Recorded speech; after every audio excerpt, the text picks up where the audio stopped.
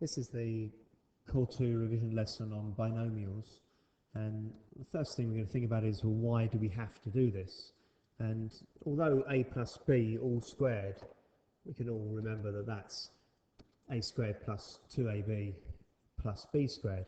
If I've got to work out a plus b cubed, it's going to take me a very long time to actually multiply all of these things out. I've got to do this times this, and this times this, and this times this. And I'm getting 6 things here.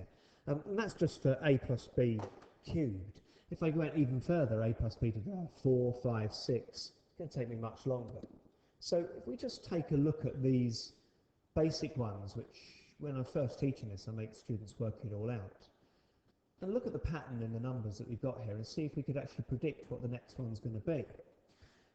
Hopefully you can spot here that there's always 4 letters every time. Look here, we've got 1, 2, 3, 4 A's. Here we've got 1, 2, 3 A's and a B, 2 A's and 2 B's, an A and 3 B's, and 1, 2, 3, 4. There's always 4 letters in each of these. And that's because it's to the power of 4 one. This one here, there's always 3 letters, 3 letters, 3 letters, 3 letters. And so if I was going to try and work out the next one, I'd be doing something like this. I'd start with a to the power of 5, and then it would go down 1, and there'd be a b, and then it would go down again, and then it would go down again, all the way down, until we get just the b to the 5s. But clearly we're going to get some numbers here as well. And thinking about what those numbers are going to be takes a little bit more thought. Just here they are, I've highlighted them in red. And if you put 1s in all the other ones, if I now get rid of all of the letters, this triangle is a famous triangle called Pascal's triangle. And it gives us all of the numbers that we're going to be needed. We use this a lot in statistics for combinations. And it means that the one I was trying to do there, a plus b all to the power of 5, there's the structure I gave you before, but now we can see what the numbers are going to be from this row here along the triangle. 1, 5, 10, 10, 5, 1. They're symmetrical. I asked the class then to try and find out what a plus b all to the power of 8 is. Why don't you try it now before I show the answer? There's the structure, a to the 8, then a to the 7, then a to the 6. And put the numbers in. The numbers coming from the Pascal's triangle, 1, 8, 28, 56, 70. There is going to be a way of working out these numbers for ourselves in a minute, but just starting off trying to use the triangle.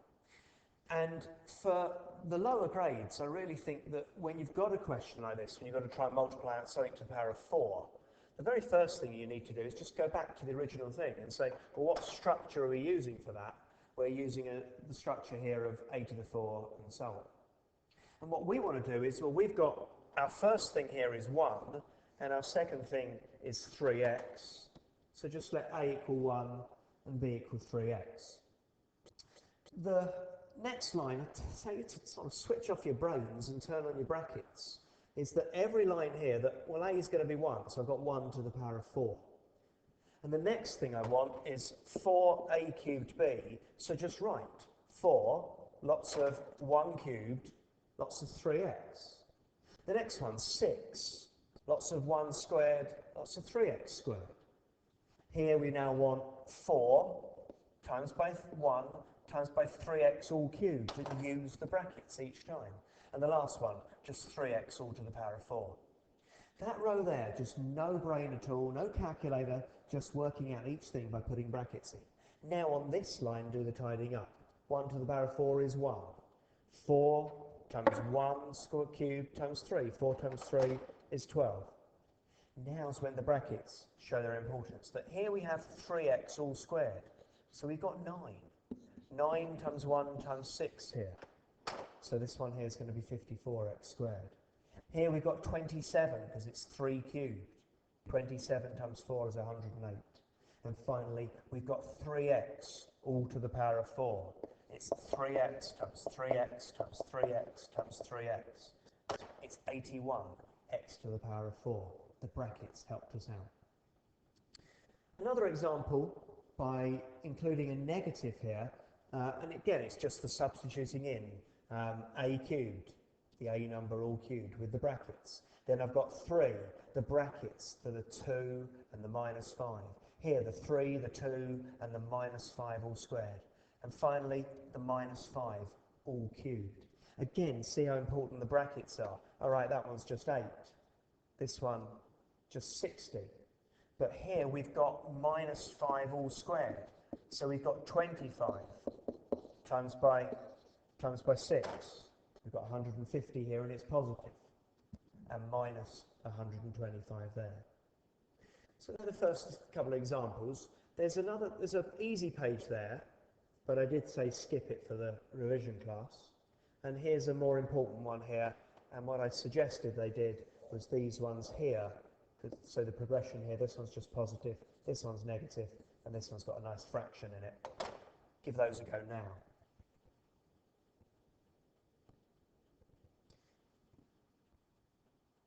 You can check with the answers there on the screen now.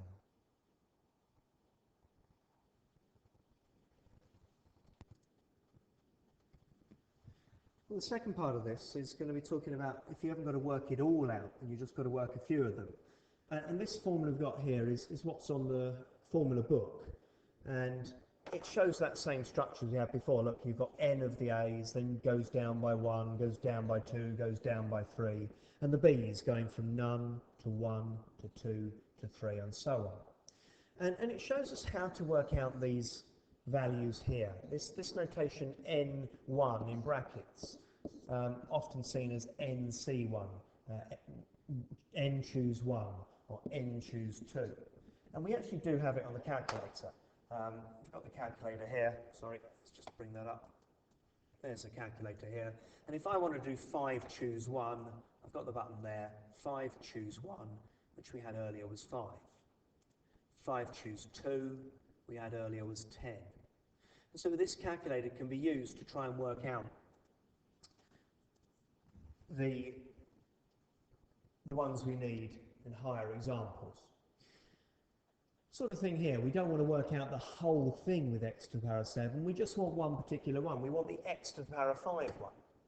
Well, if we want an x to the power of 5, then we're going to need 5 of these 2x's. We've also got some 1s, and how many 1s are we going to need? Well, we're going to need 2 of them. Why? Because there were 7 altogether, and 5 and 2 makes 7. But we've also got the number to stick in the front. And it's going to be 7 choose 5. You could equally do 7 choose 2. It gives the same thing. Tapping 7 choose 5 into the calculator gives us 21. And 2 cubed, 2 to the power of 5 is 32. And so the grand total, we've got 672 x to the power of 5s. Slight technical thing here is it does say find the coefficient of x to the 5. And so it doesn't tell us to include the x to the 5, it says how many x to the 5s have you got, and so it's 672. Slight change of wording for my second example, it says find the term containing it, and so this time we will include the letters. Well, if we want a y cubed here, then we need 3y cubes. We're also going to need some of these 2, also not 3y, minus 3y. We're also going to need some 2s, 2 to the power of 4, and we're also going to need a 7 choose 4 from that bit there. Tapping 7 choose 4 into the calculator gives us 35. 2 to the power of 4 is 16, and minus 3 cubed is minus 27. Large answer there. This time we leave the y to the 3 there. And the last example, and sort of what's often happening and what we're going to be doing in Core 4 as well, is just writing out the first 3 of them. The first one is just going to be 2 to the power of 7. And now here we're going to get 7 choose 1, 2 to the 6, and 3 to the x to the 1. The 2's are going to go down from 6 down to 5. The 3x's are going to go from 1 to 2, and we're going to get 7 choose 2 here. And just working each of those things out gives us those answers there. Now try a few of these, and there's a puzzle there to extend yourself if you want to. This is the reference in the Core 2 textbook if you wanted any more. and the answer's here.